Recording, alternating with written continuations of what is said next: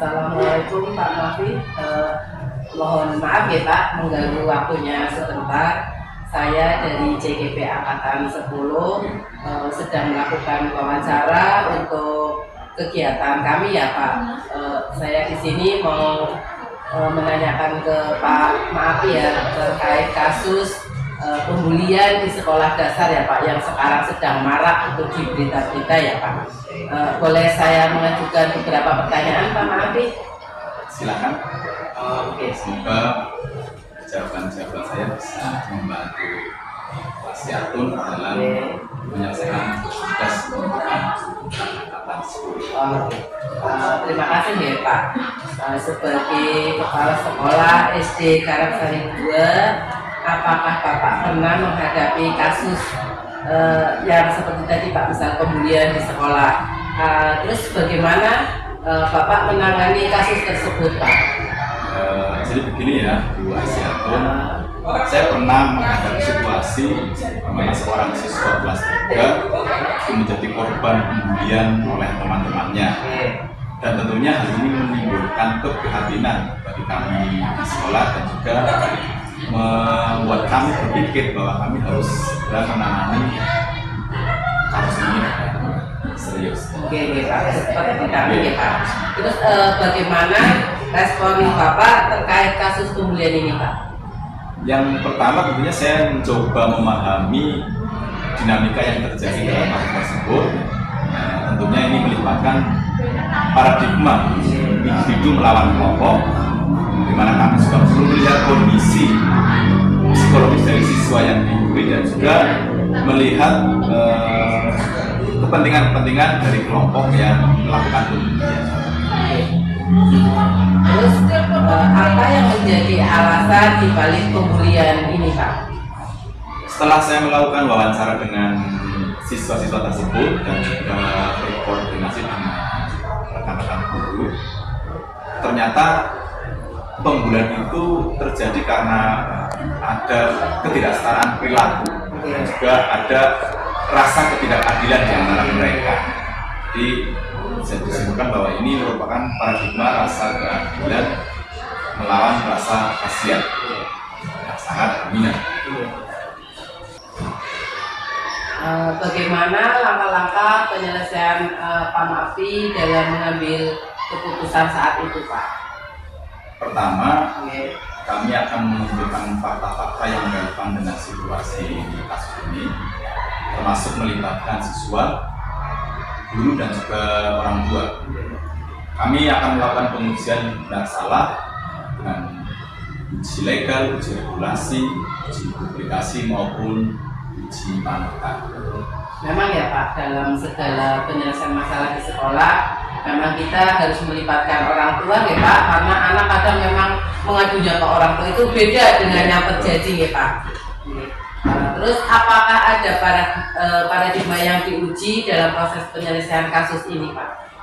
Selain paradigma individu melawan kelompok maupun rasa keadilan melawan rasa kasihan, kami juga melibatkan paradigma kebenaran melawan kesetiaan, juga jangka pendek melawan jangka panjang.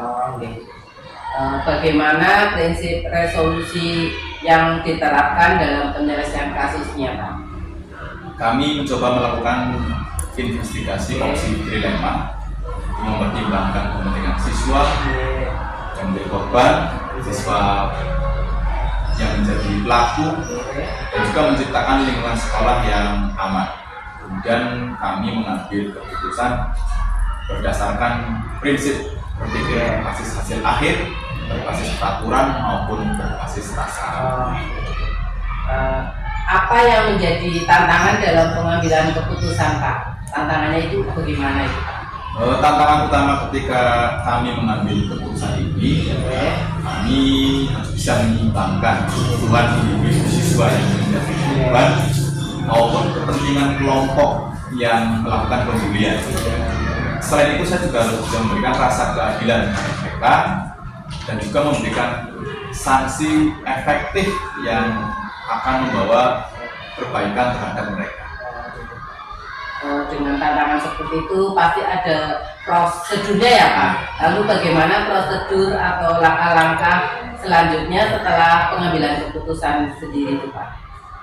Setelah saya membuat sebuah keputusan, tentunya kami perlu melihat lagi keputusan yang saya ambil, kemudian saya lakukan refleksi terhadap keputusan tersebut.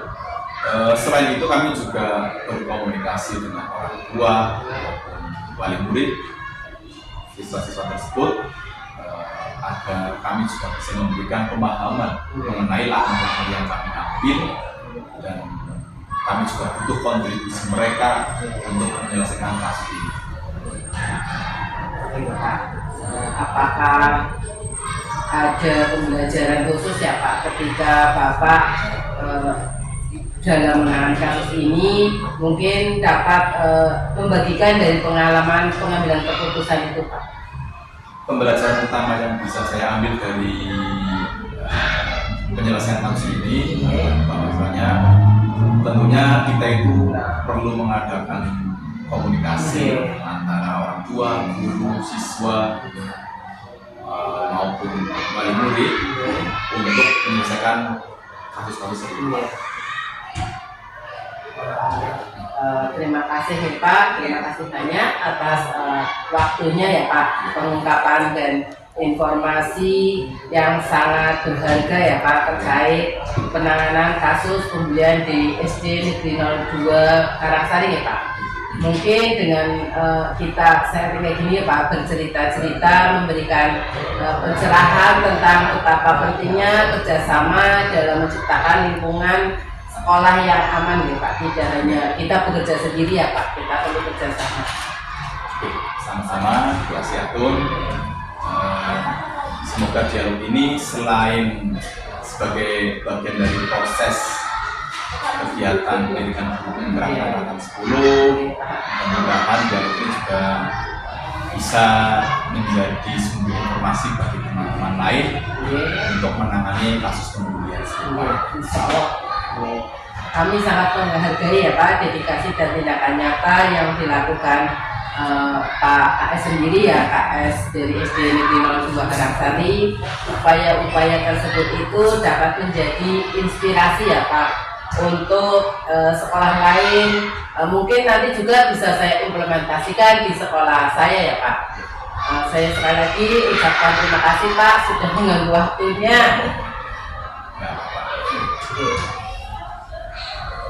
Semoga pembicaraan kita ini bermanfaat ya Pak. Sebelum itu saya akhiri dulu ya Pak. Wassalamualaikum warahmatullahi wabarakatuh. Terima kasih Pak.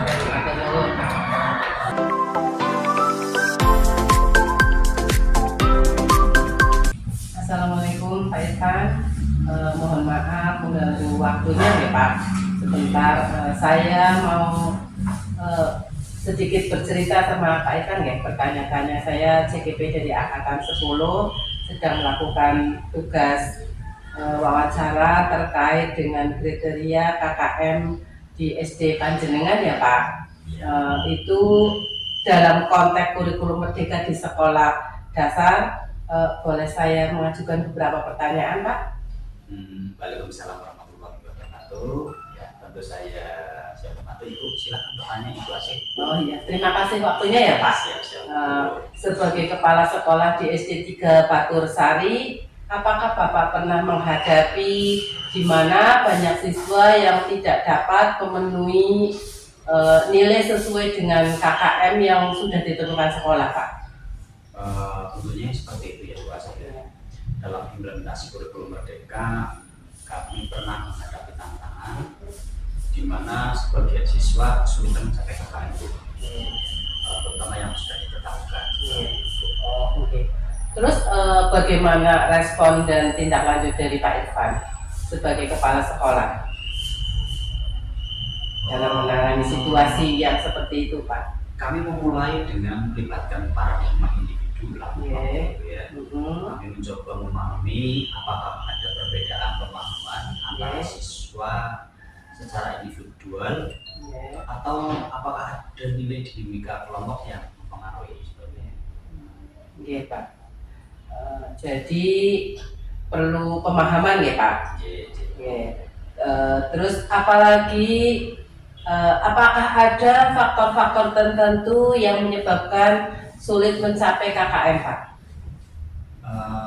Evaluasi kami menunjukkan bahwa beberapa siswa menghadapi kesulitan dalam pemahaman materi, terutama di paradigma rasa keadilan lawan rasa kasihan muncul karena kami ingin memberikan kesempatan pada semua siswa. Oke, Pak. Pasti kita seorang guru ya Pak, harus punya belas kasihan ya Pak. Padahal berlawanan dengan aturan yang sudah ada ya Pak. Dari situ bagaimana langkah-langkah penyelesaiannya Pak? Untuk langkah-langkah penyelesaian kami mengumpulkan fakta-fakta terkait guru terkait hasil ujian dan tugas siswa. Kami juga melakukan pengujian benar atau salah, uji legal, uji regulasi, uji intuisi, uji publikasi dan uji kampanye. Oke Pak, sudah komplit ya Pak penanganannya ya. Apakah dari paradigma yang diuji oleh Pak Irfan sendiri dalam proses penyelesaian kasus ini Pak? Kami melibatkan paradigma kebenaran lawan kesetiaan dan jangka pendeknya yaitu lawan jangka panjang. Selain paradigma individu lawan kelompok dan rasa keadilan lawan rasa. Selanjutnya yaitu bagaimana prinsip resolusi yang diterapkan dalam penyelesaian kasus di SD Pak Irfan sendiri. Kami melakukan investigasi opsi trilema dengan mempertimbangkan kepentingan itu ya antara siswa dan guru dan berkelanjutan tentang kurikulum merdeka. Selain itu kami juga membuat keputusan berdasarkan prinsip berpikir berbasis hasil akhir, berpikir berbasis peraturan dan berpikir berbasis maaf ya Pak, banyak pertanyaan. Iya. Apa yang menjadi tantangan dalam pengambilan keputusan pada setiap kasus ini Pak? Tentunya tantangannya banyak sekali ya. Tantangan utamanya adalah menemukan keseimbangan antara memberikan peluang pada siswa untuk berkembang tanpa mengorbankan standar kualitas. Dia harus nego Pak. Banyak sekali tantangan, tapi yang paling utama iya, tidak menyalahkan gitu ya Pak, prosedur yang sudah ada.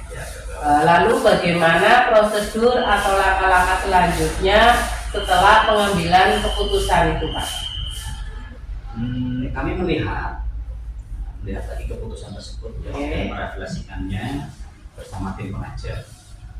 Kami juga mengkomunikasikan secara intensif dengan orang tua, dengan siswa juga, dan dilakukan untuk memberikan pemahaman dan dukungan. Memang perlu Pak itu dukungan dari tidak hanya dari rekan kerja atau siswa ini Pak, tapi dari wali murid ya Pak itu dilibatkan dari luar sekolah Nah itu ya termasuk bukan luar sekolah ya Pak, wali murid ya ikutnya lingkup Dari luar sekolah berarti masyarakat.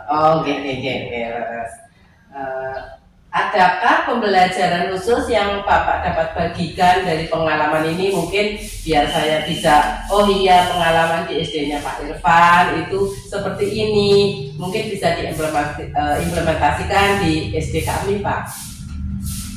Untuk pembelajaran atau pengalaman dalam hal ini itu pembelajaran utamanya adalah pentingnya fleksibilitas dalam kurikulum merdeka tanpa mengorbankan kualitas pendidikan, komunikasikan yang baik antara pihak sekolah, guru, siswa dan orang tua juga menjadi salah satu kunci keberhasilan siswa. Luar biasa Pak, dalam berkolaborasi sudah sangat bagus nih Pak. Sudah semaksimal ya Pak.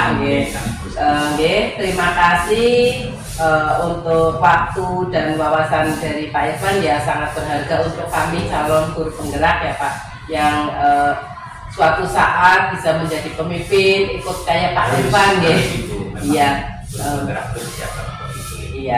saya akan implementasikan yang baik-baik ya Pak, akan saya terapkan di SD ke depan nanti ya Pak, depannya ya. Harus. Oke, terima kasih atas dialog hari ini, pembicaraan hari ini, pemahamannya tentang bagaimana sekolah menghadapi tantangan dalam implementasi kurikulum Merdeka. Semoga upaya-upaya yang telah dilakukan dapat memberi dampak positif bagi perkembangan siswa ya Pak. Perkembangan siswa di SD-nya Pak Irfan sendiri, juga nanti SD saya Pak. Ya, terima kasih juga kepada tim CGP masih semangat ini. Semoga informasi yang saya bagikan dapat bermanfaat. Jika ada hal lain yang memang perlu dibahas atau diklarifikasi, suatu saat saya siap membantu. Oke, terima kasih. Kami sangat menghargai kerjasama dan keramahan Pak Irfan. Mau nemoni ya Pak, calon guru penggerak di SD Panjenengan, menerima dengan senang ya Pak kedatangan saya, bukan sebagai beban ya Pak. Tidak. Saya ucapkan terima kasih. Semoga SD Panjenengan, SD Batur Sari 3 makin berkembang ya Pak, memberikan pendidikan yang terbaik. Salam hangat dari kami CGP Angkatan 10. Ya, salam hangat juga dari kami Ibu dari SD 3 Batur Sari. Semoga dalam kegiatan CGP ini senantiasa sukses dalam tugasnya Ibu. Jika ada kesempatan lain untuk berbagi informasi, kami siap membantu Ibu. Waalaikumsalam warahmatullahi wabarakatuh. Assalamualaikum warahmatullahi wabarakatuh.